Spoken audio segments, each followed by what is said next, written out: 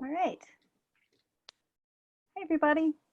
My name is Vivian White, and I have met many of you. It's a lot of familiar faces now. Pleasure to see you all on here. You might want to go ahead and mute your microphone if you're not speaking, and then when we get to the part where we encourage participation, you can unmute. That's great. It saves on background noises.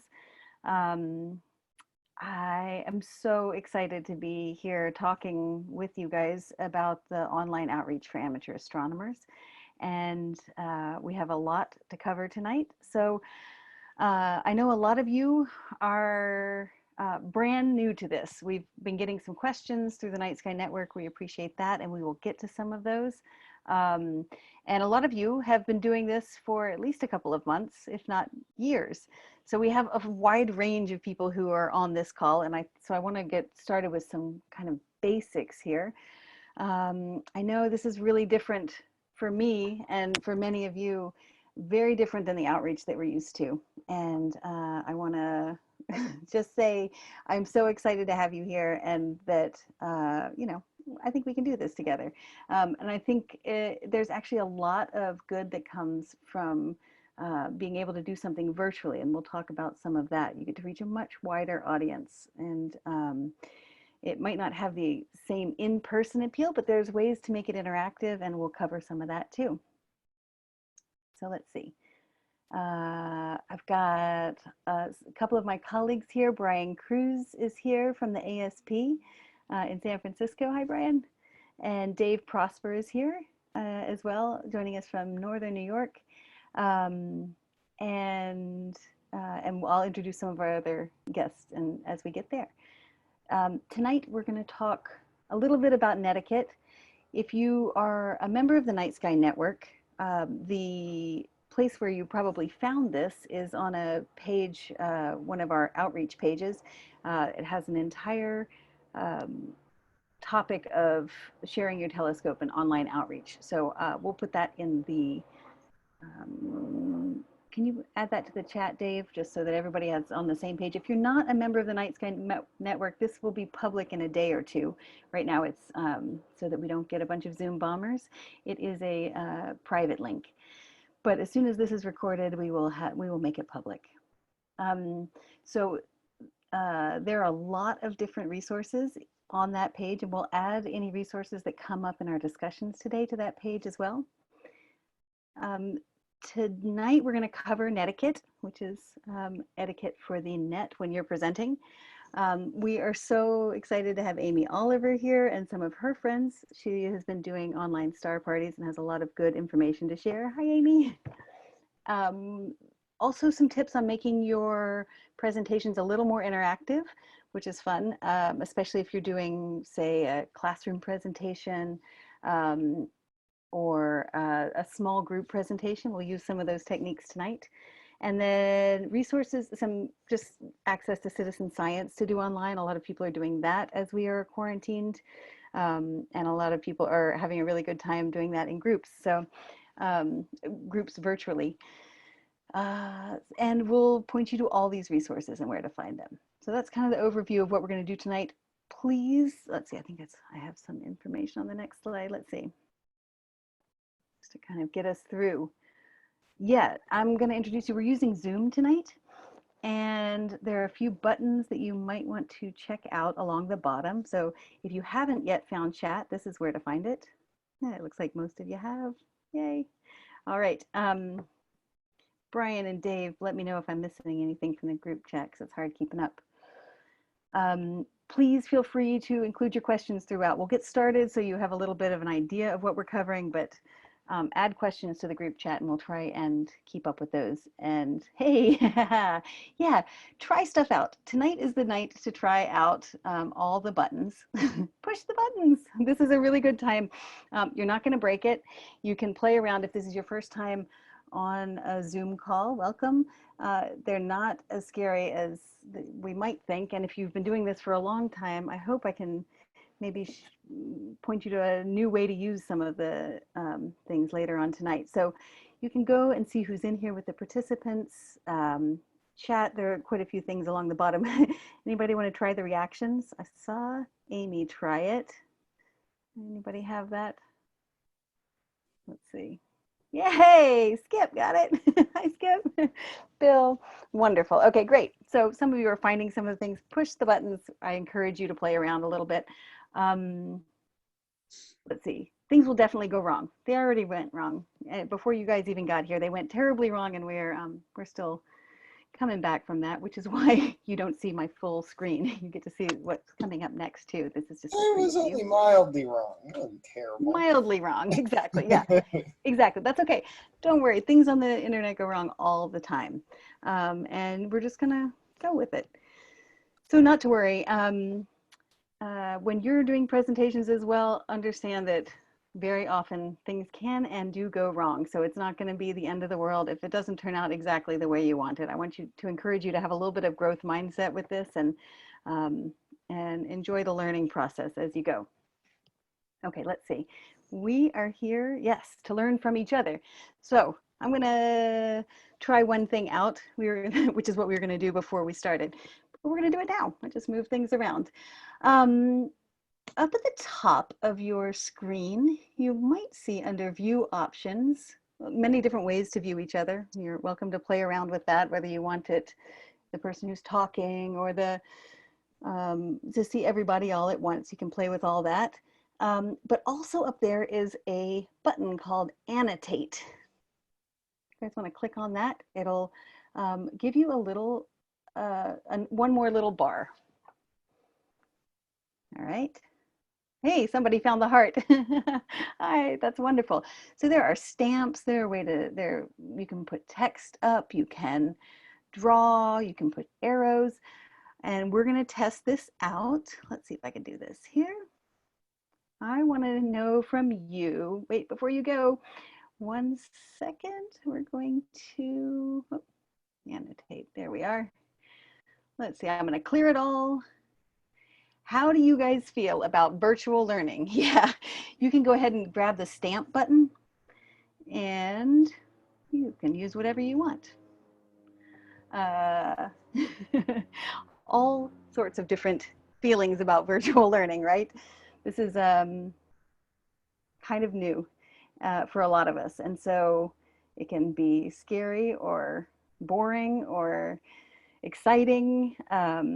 I think that there's a lot of, I think that I hope this changes a little bit throughout the night and you get to feel a little bit more curious and excited about it as opposed to scared of it. And so, yeah, so play around for just a second and I'm going to get set up here. Let's see, that was my netiquette and how to play. Yeah, yeah, draw all over it. That was what we were going to do in the beginning. We were going to have a little drawing session, but that didn't work. We just actually had a question from Stephanie Barr. Okay. She just got a Night Sky Network toolkit, and she's wondering on any tips on using the kits in online presentations. Oh, my number one tip right off is just there's usually a couple of presentations that come with the toolkit. They're also available online as well as on the CD or DVD that comes with the kit. That's like the easy first one to try out, but depending on the kit, there's other ones you can use too. I don't know, Vivian, if you had any other tips there. Excellent. I'm not sure exactly which kit you got. You're welcome to put that in there, or if it was just the kit of goodies for everybody who had put all their events up online, and we so appreciated it.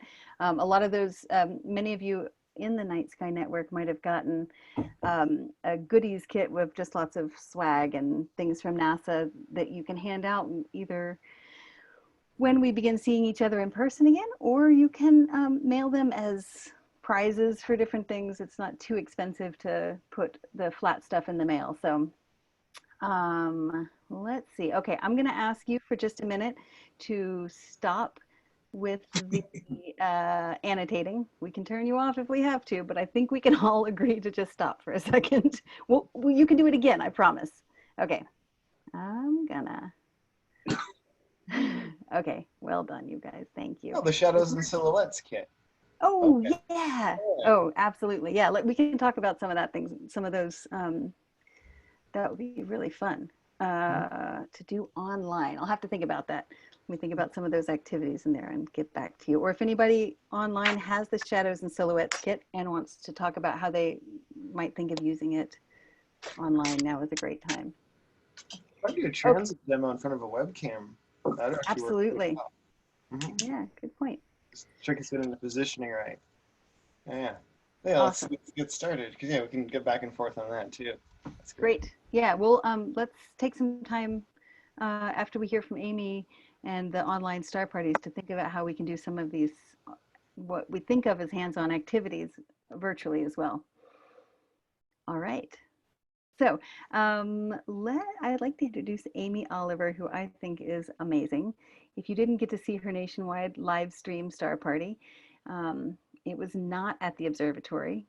In case you were one of the 100 people who did show up, we are not doing events live these days. We are not doing in-person events. We are doing live stream online events. And Amy is just one of the most enthusiastic amateur astronomer, professional astronomers that I have met. And uh, Amy, you work at the Smithsonian Astrophysical Observatory, is that right? I do. You can still call me an amateur astronomer. I'm gonna go like 800 years to go before I'm anybody like Abraham Loeb, right? So, who, by the way, I have to give a little shout out to the Smithsonian Astrophysical Observatory.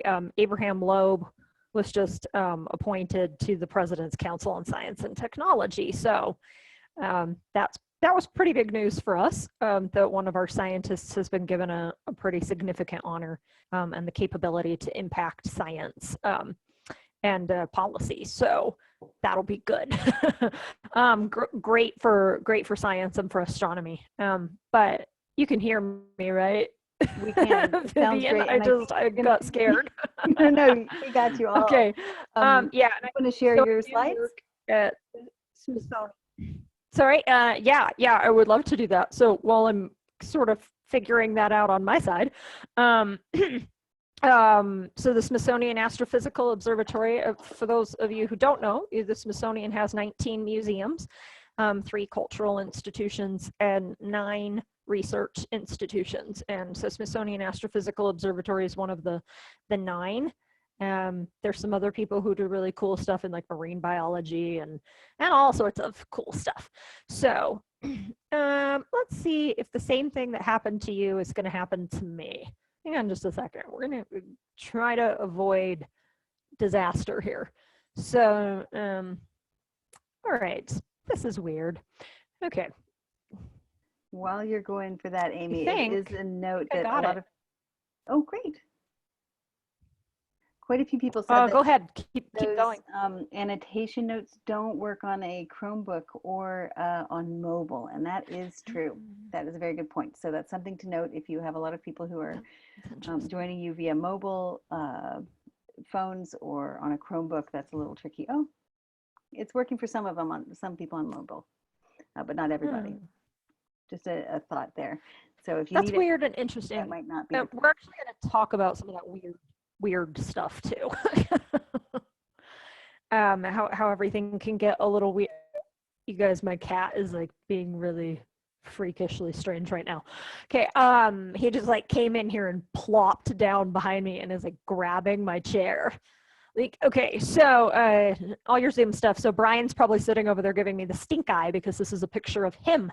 So him out in the middle of in the dark in a national park during pandemic and during our star party. And so we wanted to kind of start with this slide so you guys can see how it worked.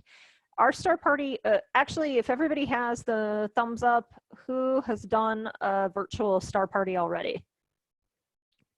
If you click your thumbs up so I can kind of see who's done them, because that sort of guides. Brian, I already know you've done one. Let's see, I'm not seeing a lot of thumbs up. I've seen, okay, Brian DeMarcy, and that's it. Looks okay, like so Alice has done one. Alice Alice Few. yeah. Okay. Obviously David Prosper. Okay, so we've just got a couple of people who've done them before. So the difference between doing a star party by yourself online and what Brian and I did is that you have a wider array of options available to you when you are a single computer live casting than you do when you are a group of people live casting, right? So we were a group of, I guess 9 of us ended up live casting from all over the nation to try to make this happen. And so it was a little bit different. So you see, we're zooming to YouTube. And I see someone's annotation crossing out our comments. So on the side there, that live chat, that was the chat that was going on. So that was how we were communicating with people, since we're not in our Zoom. So the number one thing we did for security and for cleanliness for our group was that only our presenters were inside the Zoom and nobody else was in the Zoom. So that was really important to us. Nothing's working. Aha. So it's really easy. I just wanted you guys to see this. Broadcast Zoom meeting to YouTube. So you basically click on it and then it appears, it pops up in your browser. You enter your information. You guys can see that. Let's see if I can annotate. Okay. So we'll draw here. That's obviously not me. I changed to the Fred Lawrence Whipple Observatory so that I'm not casting as my personal self, so that people are not connected to me personally. That's a huge thing for us, right, for security. And then you watch Zoom say, we are setting up your meeting. We're preparing to the stream. Earlier today, you can see when I tested this, I did it privately because I didn't want the public to see me playing with our YouTube. So when you actually live cast from Zoom to YouTube, you have to make that public. You can't keep it private. Let's see, mouse. Okay. Oh, weird. Clear all my drawings. So here's a picture of me, and the whole reason that I did this in Zoom was so that you guys can see when you're using Zoom, you have these. So you click on more, and this is only if you're the host, okay? So you guys don't see those options now because you're not the host. Brian Cruz is the host, so he has the capability to go live on Facebook, live on Workplace, and Workplace by Facebook means just your colleagues can see that live on YouTube or live on your custom streaming service. This is so weird. I've never annotated before, so I'm learning something new tonight. Okay, so if you, I'm guessing most of you are going to actually do this alone. So I wanted to talk more about the alone software. So you have options. You can go live from your Facebook, which I think can be a little difficult unless you're using the Creator Studio. You're not really, it's going to be hard to, I think we have a lot of, I think is there questions happening? I'll keep you up to date. So we've got a lot of questions. You shouldn't. Go ahead. So Nicole Capella just asked if you have to have a certain level of Zoom account to go live like that. So Nicole, it looks like everybody who has Zoom can do that as long as they're the host. That won't be true later. It looks like they just did that for the pandemic, but there is another software out there called Jitsi.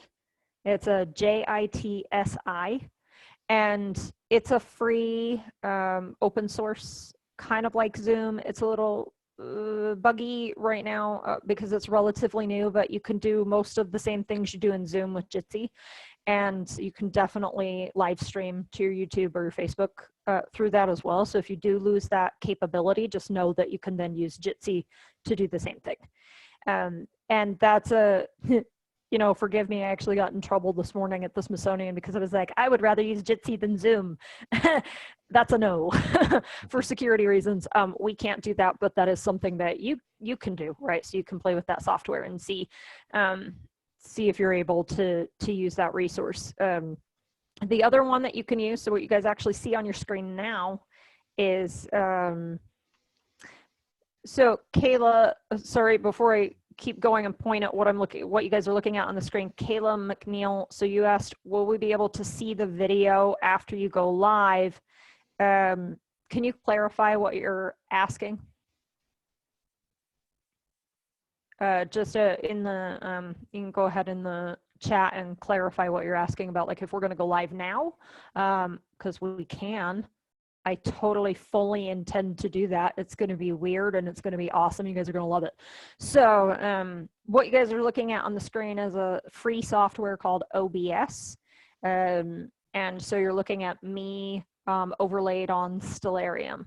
And it's really easy to use. It doesn't feel super easy at first, but if you guys want, I can actually walk you through it really fast, how that works.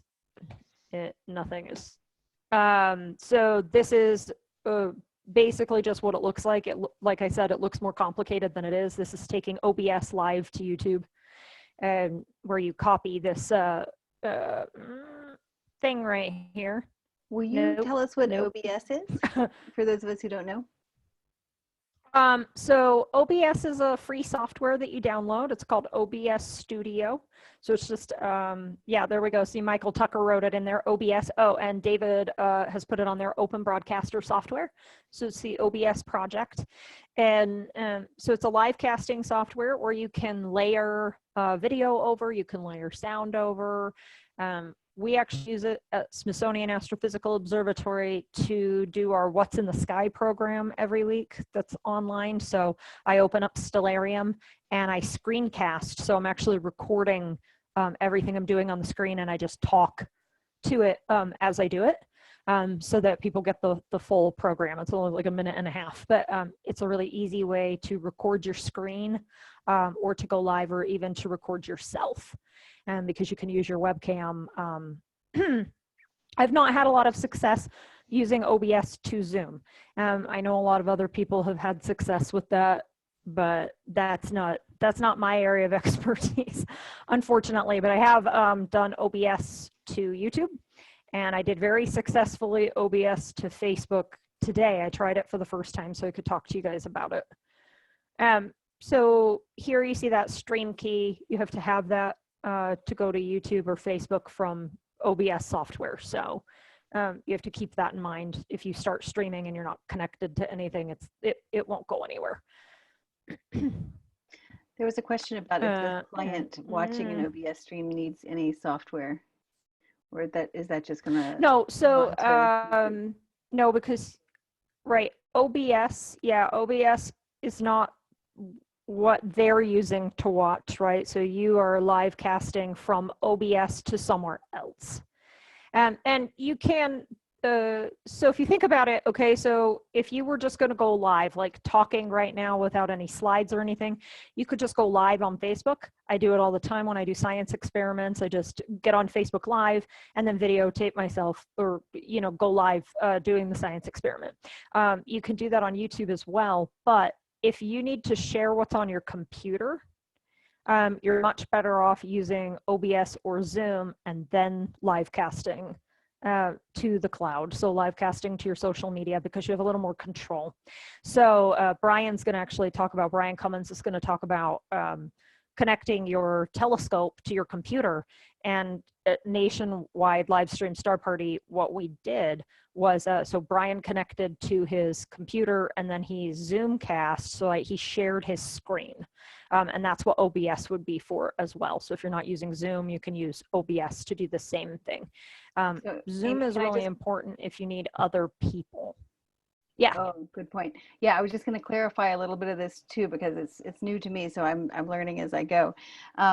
So one of the ways somebody was concerned about privacy and worrying about Zoom bombing, and one of the ways that you're avoiding that, from what I can tell, is you are hosting via either OBS or Zoom, say, and there's other software too, but those are two that people use quite a bit. And then you're live streaming it to YouTube or to Facebook. And from there, people can't hop on to what you're doing. They can make comments, and they can make comments on YouTube or Facebook. Yeah. But that is how to keep it safer, so that nobody is interrupting your program, right? So this that we're having right now is a discussion. Yeah, exactly. So we're not letting people in. Yeah, if you're using OBS, OBS is software on your computer. Nobody's getting into your computer through your OBS. And same thing with your Zoom. If you decide to use Zoom to do the same thing, it's the exact same situation. What I like more about Zoom is that I can change the background, right? I've got my Aurora Borealis going on instead of the closet behind me. There is a way to do that in OBS, and we're not going to talk about it today because it's like it requires 10 steps and multiple webcams and all sorts of stuff that nobody actually needs. So if you want a different background, zoom it. But so there's that, to think about if safety is really critically important to what you're doing, then you should be the only person in your Zoom or the only group in your Zoom or the only person on your OBS. Again, you can't do a group through OBS, right? So because it's software on your computer, and then you're linking that software on your computer to your YouTube. And there maybe is a complicated way to do that I haven't found. If somebody knows a complicated way to do that, let everyone know. But complicated is not the way to be successful, right? So nationwide live stream star party, we used a Google Doc. Everybody put their objects in and what time locally for them it would be ready to see. And then I was the person who went in and moved people around and said, okay, well, then this is the time you're going to have the pulpit, and the time you get to share your screen and share what you're doing, and then we'll move on. And so I was the person then ultimately who was like poking people in our Zoom and saying, hey, you talked for 20 minutes and now, Daniel's object is gone. So wrap it up. So that was how to make a big group event very successful. But if you're doing it by yourself, you're really about your own time. Let's see. So I don't want to take forever. So I had that was all I have on the slides. So what I really want to show you guys, give me a second. I'm going to actually stop sharing and I'm going to open OBS really quick. Well, I guess I can. You guys can stare at my pretty moon for a second. My pretty moon photo from the full moon the other night. Okay, let's see. OBS. So now technology is not working. Okay, can you guys see, Brian, give me a thumbs up if you can see the OBS software on my screen. Thank you. Great. Okay. So this is what OBS looks like. Really super fancy. And I'm saying that in a little bit of jest. So you'll see nothing is going on, right? So you guys see there's nothing there. It's just a big black square. But down here, I'm going to annotate on here for you guys. You see I have sources, okay? So I have that box of sources, and what that is that's my video capture device, which you're not going to see. I can't show you that in real time right now because the video capture device is how you're looking at me now. So I cannot, I won't be able to put that in there. But let's see, sorry, there were questions, they went away. The chat, okay. Oh, yeah, somebody mentioned Jitsi will blur your background. You don't get a green screen implementation, so. But blur was nice. I did try Jitsi and the blur was nice. So, so if you're in here, right, what I have created something specific for myself, settings called Stellarium window, right? So that's always a scene in my OBS. It is saved for me all the time. So if I open Stellarium, the hope is it will suddenly appear in front of you guys so that you can see that I know what I'm doing. Wow, you guys are actually seeing the Zoom. Okay, so now you see Stellarium within that screen there. I hope. Somebody give me a thumbs up. Vivian or Brian, give me a thumbs up that you see Stellarium. Great, okay. So, so you see Stellarium there. If I were to start running that, let's just say, just to do anything, you guys should see. Wow, okay, I went a little fast there. Sorry, everybody, if you got sick from that.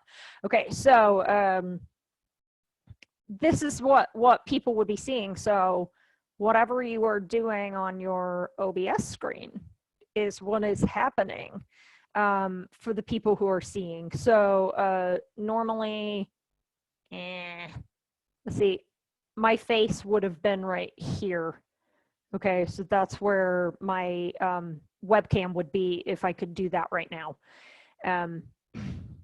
But give me my mouse. So the other things that I have, so why OBS is really cool is because in addition to this, I can say, okay, well, I'm done with Stellarium, so I'm going to turn it off. Now it's black. So now I want to bring up this image that Adam Block took that became the astronomy picture of the day. Or instead, and you guys can sort of see me clicking through that, I want to go to my, how did that happen? Okay, there's some kinks in OBS, you guys, okay, where it sometimes can make your photos kind of small. But you can make an image slideshow, you can show a PowerPoint presentation. Why my images aren't coming up, I don't know what's going on. That's weird. In any case, okay, so what should happen right now is there should be an image slideshow happening there, and it's not.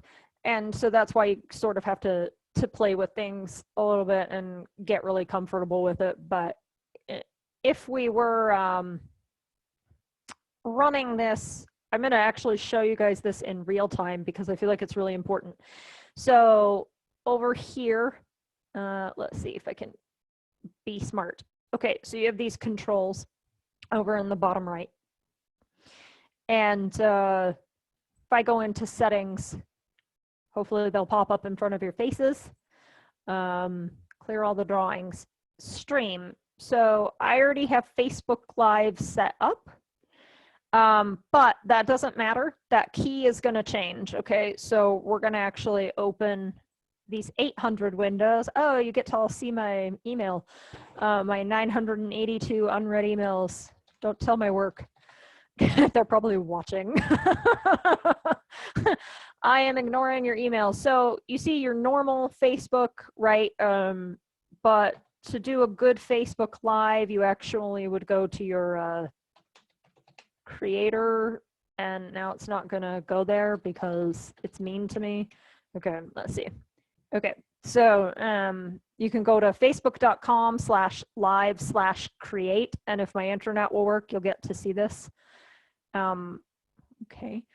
Okay, so you come here and then you get into your very slowly, sorry, desert internet. For those of you who don't know, the Smithsonian Astrophysical Observatory's largest field site is in the middle of nowhere in the desert in Arizona.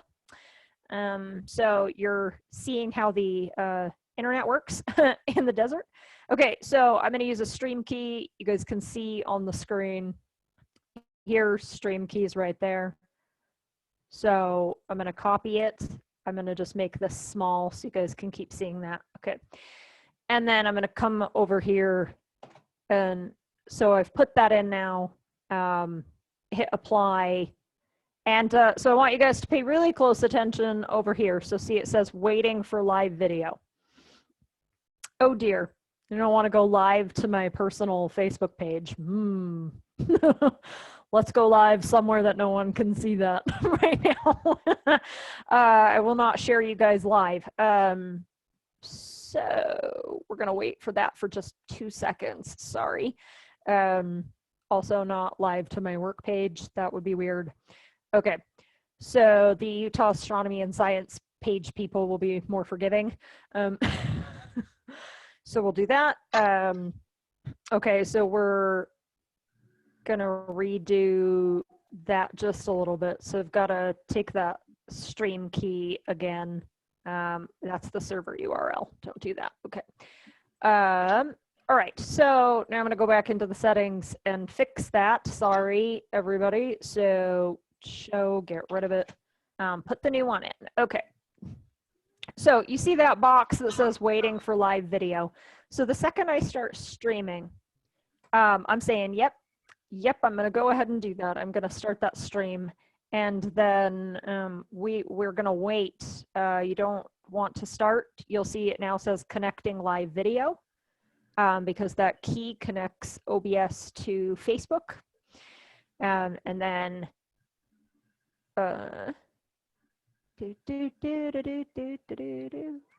your patience is appreciated, everybody, as we wait for the desert, or maybe Facebook. I'm not sure. So, you know, the big thing to remember is that you have to have a lot of patience to do this. because you don't know what your internet bandwidth is necessarily going to be like, at the time. Brian can talk about that a little bit in a second as well. I really want to show this to you guys so you can see it like actually go live and show you the same thing. Maybe we'll just hit go live and see what happens.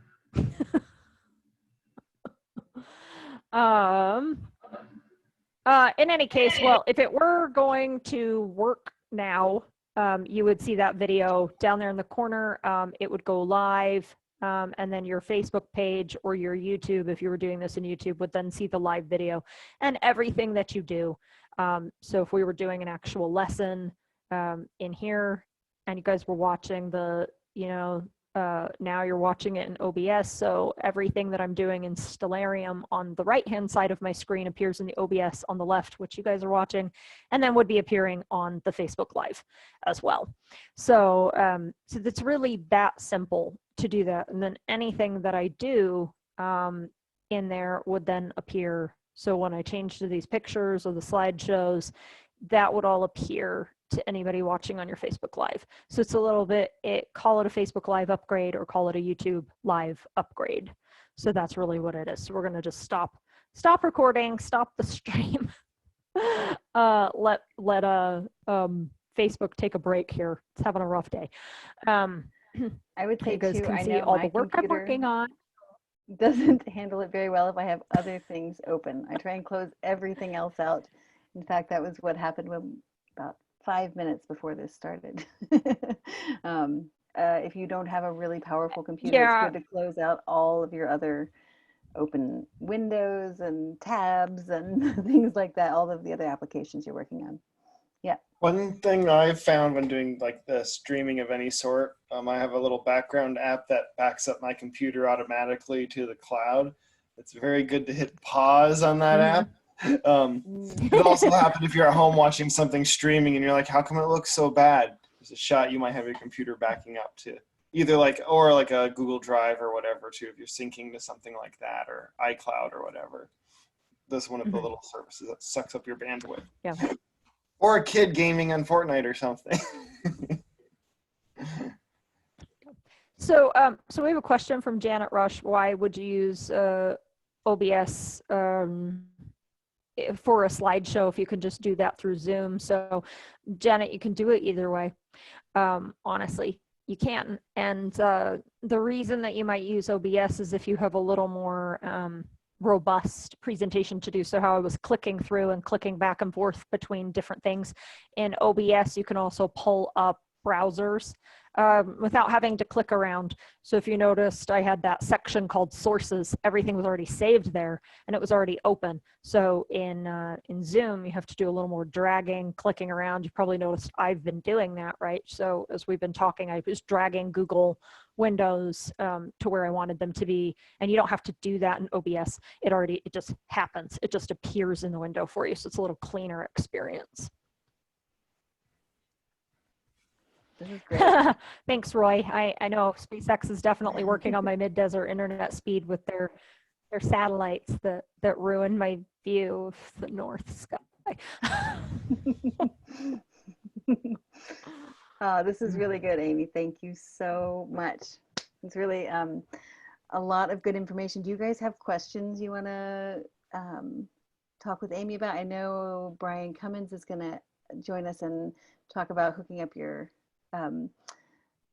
telescope to the computer, the other step of this, if you want to do an online star party. But I want to make sure we get any questions to Amy. You can also keep these coming as we go through. So, let's see. Yeah, you guys can keep asking on the chat as well, and I'll try to answer. I know I just threw a whole bunch of information at you, and I hope some of it sticks. Because it's a lot, it's a ton, and I want you guys to know the huge thing. If I could give you guys a key takeaway, it's that I learned how to do all of this in the last 7 weeks. So I didn't know what OBS was. I had never used it before. I had never done a YouTube live. I'd actually never used Zoom because Smithsonian had other software before that. and I use Zoom. I always had GoToMeeting or GoToWeb or whatever other jobs that I had in the past. And so this is a totally new experience for everybody. And so as we're all learning this, it's, you know, it sounds like a lot. And so I'm just telling you, I'm 7 weeks ahead. If you've never used OBS, I am 7 weeks ahead of you. And I still feel like I don't know everything that it's capable of doing. You know, I know some professors and guys who work at Sierra, and today we were having this discussion on Facebook where one of the guys at Sierra was telling everyone, hey, stop talking to me about your arcane methods of technology. How do I make the Zoom connect to the OBS and do the blurring thing? So, you know, I mean, so know that even these guys with their 2 and 3 PhDs are out there too saying, I don't know how to do this and I don't know what I'm doing. I said to my higher ups today, they asked me, what is your mental state? And I said, my mental state is, I didn't know that I was going to move from being a science center director to being a podcaster and a vlogger and a video editor in this like 7-week time period. So 1, don't be hard on yourself, and 2, just keep trying, play with it, and give yourself that gravitas, because it's, you know, it's not going to go perfect every time. Brian will talk about that. It didn't go perfect. Right? Where did he go? Brian, yeah. On to Brian. I'm here. And Brian, we have about maybe 10 minutes left. I want to make sure to use some time for questions at the end. I know. I will go very fast. Awesome. I'll go very fast. Yeah, I would just say, the, you know, one of the things that did go very well is we tested out everything a week in advance. I was a little concerned because I was in the middle of a state park here, and I was hot spotting off my phone. So I ran a speed test on it to see if I'd get decent bandwidth, which looked like it did, and we tested it, and actually the video and audio all worked very well, so that was good. Similar to Amy, and I'll share my screen so you can see what we were doing here. Okay, so you should be able to see my screen, I think. It's on Stellarium right now, and just, you know, what I walk people through is I try to just think of this as, you know, a public night, like any public night, where we'd have people showing up and looking at our telescopes. So I started off with a picture of my rig and did a very quick explanation of this. I think, you know, most people that walk up, if they're not into astronomy or maybe a little bit intimidated by this, so I didn't go into huge detail. I just described a little bit about the telescope and that this was the camera, et cetera. And that's what I was using to take images. I flipped to Stellarium and showed them the target where it was in the sky. It's Rosette Nebula. It's late in the year, obviously, for that. But I wanted to pick something that was big and bright and would be, I thought, more impactful on the screen than maybe a small target. And all I did was just, I took an image. And by the way, this is one, I thought of this also as sort of like a, you know, cooking show on TV where they start with the beginning of the ingredients and at the end they have the finished product. So my primary interest in astronomy is astrophotography. So, you know, I was able to take this image that night, which is a single sub exposure. All I was doing was sharing my screen. This happens to be Sequence Generator Pro, which is what I use to control my camera and my rig.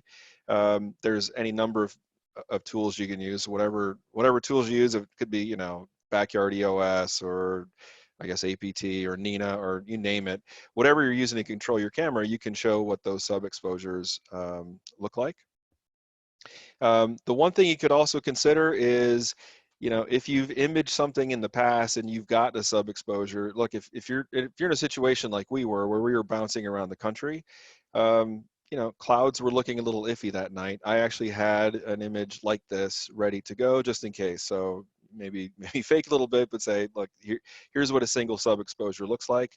And in the end, I actually showed them as well what a final image looks like, and that's what Amy had showed earlier, just so they could see, you know, what the difference between a single sub exposure, which in my mind is somewhat similar to what you would see naked eye. This might be a little more impressive than what you could see naked eye, but it gives sort of an idea for what you see with your eye versus what you see in photographs that you might see in magazines or in textbooks or online or whatever.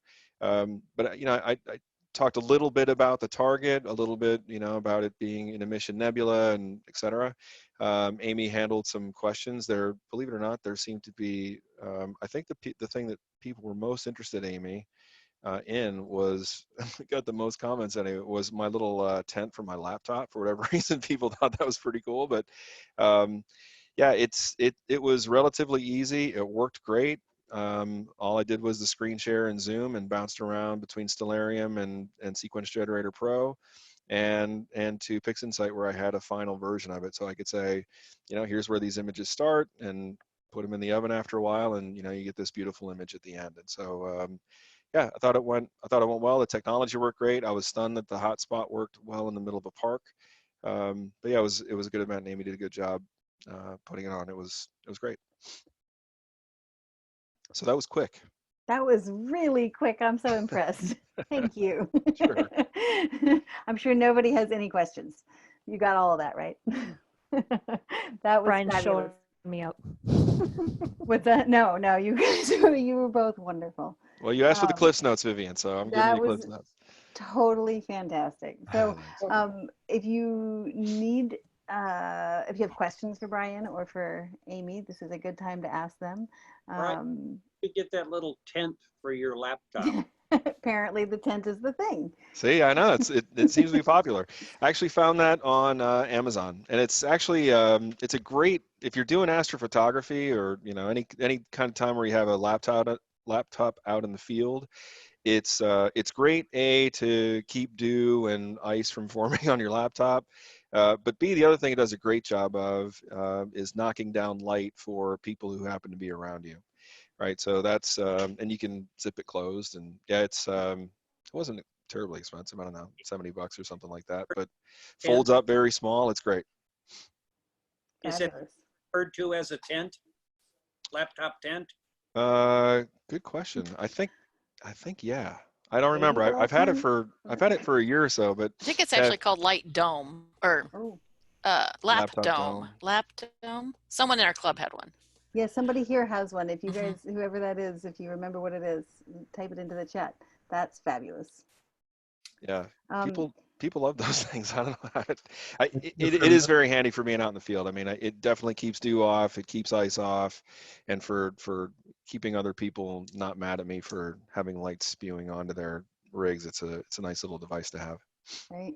If you're familiar with the Cat's Perch observing chair, they make one for laptops too, that they have a nighttime and a daytime tent cover for it.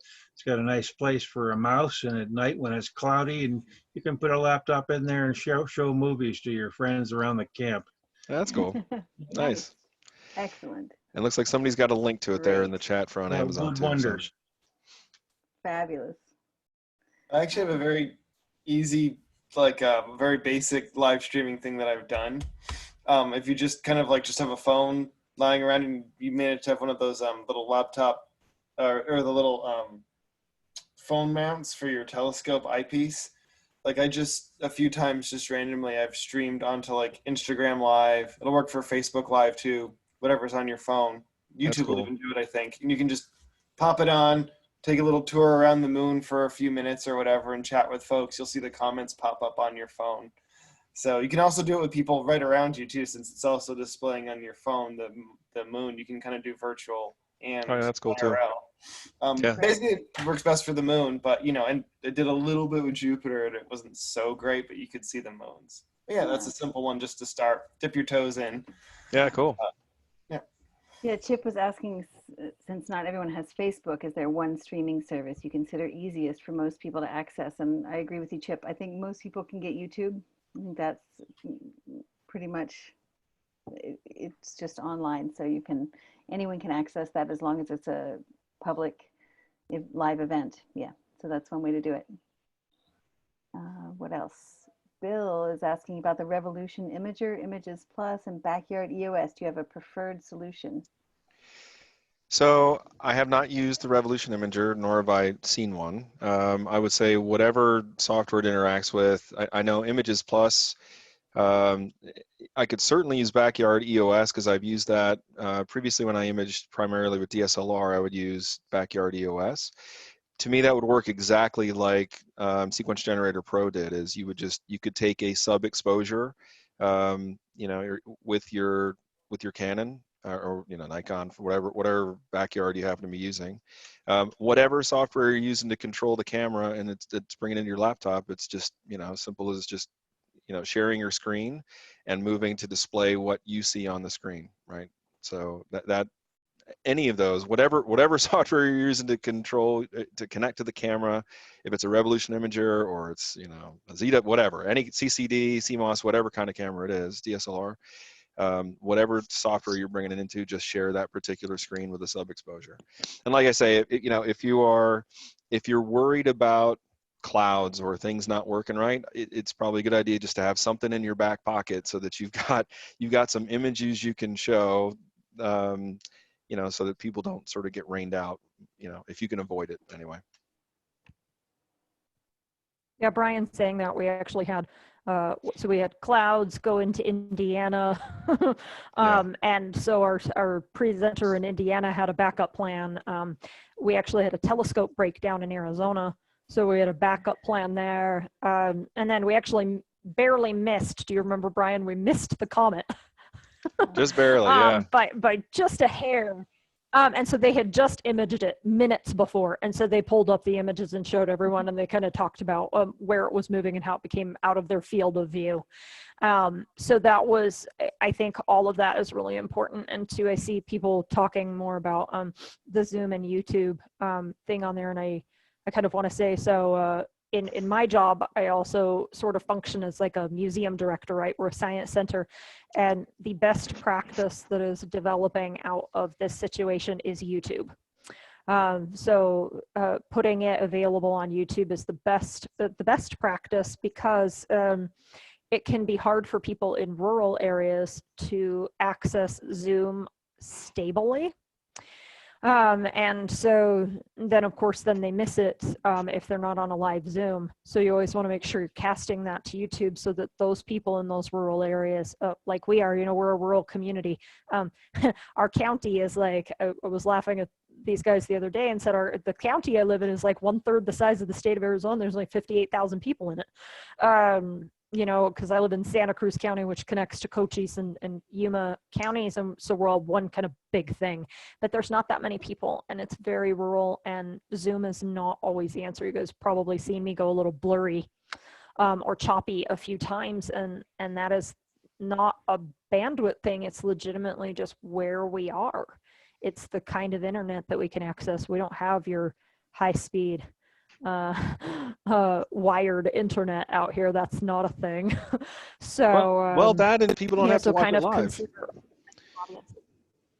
Yeah, Also that, yeah, I mean, we've Good had, point. Brian makes a good point. We gained 800 and I think 90 now viewers of our last nationwide star party. Yeah. Because it was recorded and it stayed on the YouTube page. So like 1,000 more people have watched it than came to it live. Yeah. We had a lot I saw of it had people there. It was like 2,500 views. 1,800 people. Yeah. Great. Yeah, so we're, I think it's 26 now, 2,600, and we were at just under 1,800 people showed up. Well, and don't say people, computers, Yeah. right? Because that's the other thing to remember when you're counting numbers, is that we only know how many computers showed up. But, you know, if we anecdotally think about it, we had kids talking and parents talking, and so there could be 5 or 6 people in a room watching. So we might have had 10,000 people at that star party, and we don't know. We just know 1,800, and I think it was 1,823 computers showed up live, and then we've had the almost 1,000 since then watch it. All right, I just want to give a shout out to you guys. This was amazing. So much good information. This was exactly what we needed to know to stream live to YouTube using either one of these. And I just thank you so much for sharing all of your knowledge with us. These are all recorded, so if anyone needs to go back and think about these things and look at them again, that's great. We will have these up on the YouTube page as well as on the NSN page. We have lots of other ideas for how to make presentations interactive and say it is cloudy where you are. We talked in the beginning a little bit about how to use hands-on materials. We didn't get a chance to get to that tonight because I really wanted to hear all of this that Amy and Brian were talking about. So we'll have to do another one of these sometime soon and talk about how we can use Zoom and any of these online platforms in order to give presentations, even if we don't have a telescope. So thank you all so much. Thank you, Amy. Thank you, Brian. Keep asking questions if there are any there, but I know it's the top of the hour and I want to let everybody have some dinner, or hopefully it's clear where you are. And I hope you all stay safe and healthy. Thank you for joining us tonight. This was a real pleasure. Thanks, Amy. Thanks, Brian. Thanks, Vivian. Have a good night. Thank you so much. And for everybody, if you guys need help, my email, I'll type it into the chat. It's olivera@si.edu. So if you need help, let me know. If you guys want, let Vivian know, and I'm always happy to do a much longer session on how to use OBS or YouTube or Facebook Live or whatever. Whatever you guys need. I was going to also give you guys the link to the Nationwide Live Star Party so you can actually see that in its entirety. We went over by an hour and 25 minutes when we did that event. So it was supposed to be an hour. Brian knows, he was out there freezing in the dark for 2.5 hours. But I can't seem to, my internet's not gonna play along right now, but so I'd encourage you guys to go to youtube.com and look for Whipple Observatory, and you can see that live. Or if someone else can pull that up, maybe David Prosper, you're out there solving problems. Maybe you can pull that link up and put it in the chat for everybody to see. Yes. And you'll have another one coming up on the 22nd, it looks like. Is that right? Yeah. So Star Party. Congratulations, Brian. you probably didn't know that. Derek Demeter decided that. So we're gonna shoot for May 22nd. It's a new moon. I'm just announcing that to Brian since he's participating. I'm like, yay! Now you know when it is. All right. But we there was just a struggle with some of the software, hardware issues that we've been having, trying to make things run a little bit smoother. So there's a meeting between myself and a much smarter tech person tomorrow to sort through some of the issues that we want to solve. So you guys will see it maybe get bigger and better, and hopefully no weather, Brian. No weather this time. Fingers crossed. May 22nd. So yeah, so I hope you guys will come. So it'll be, same location on the Whipple Observatory YouTube. And I hope you guys will come. Brian will be there. I will be there. Derek Demeter from Florida will be there. We've got a few other people we're still waiting on to confirm their participation. So it'll be cool. This is wonderful. Eileen was talking about step by step how to get connected your telescope to the computer, and that is a big one, but it depends a lot on which telescope you're using. And so I think each of those, if you go to YouTube and just ask that exact question for your telescope, there will be so many tutorials. We were just talking about, Amy was trying to fix her vacuum cleaner as we were waiting before you guys got on. She was like, YouTube, you can figure out how to do pretty much anything on YouTube. Well, I think so that question is more primarily for how to do it for outreach.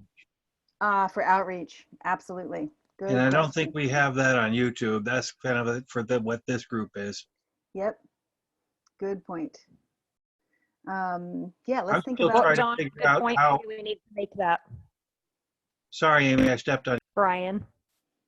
No, I was just answering you and saying maybe we need to make that, Brian. Maybe we need to make that video for YouTube. How to connect the camera? This is how you do this.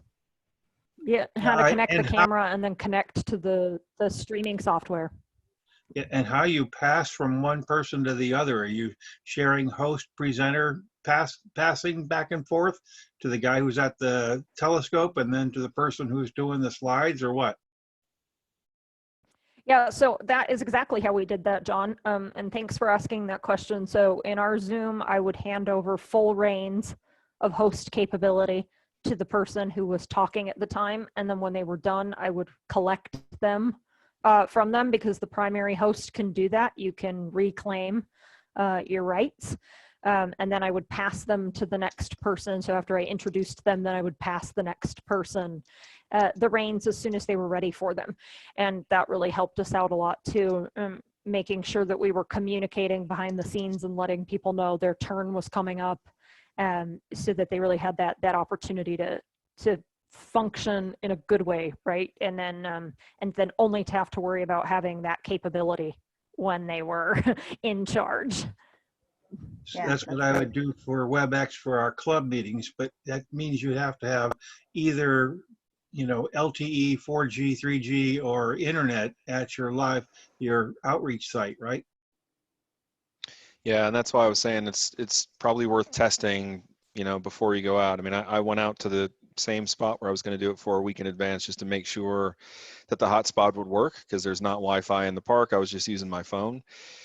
Surprisingly, for video and audio, I mean, there was maybe a couple times, Amy, where it kind of hiccuped a little bit, but it pretty much worked great. I mean, it was surprising. Obviously, your mileage may vary depending on where you are relative to a tower, but it worked great. Yeah, I Definitely think love to that see some in of your those step by situation, step. you actually had, yeah. And I think Brian had more stable internet than I did, and I was sitting in my house.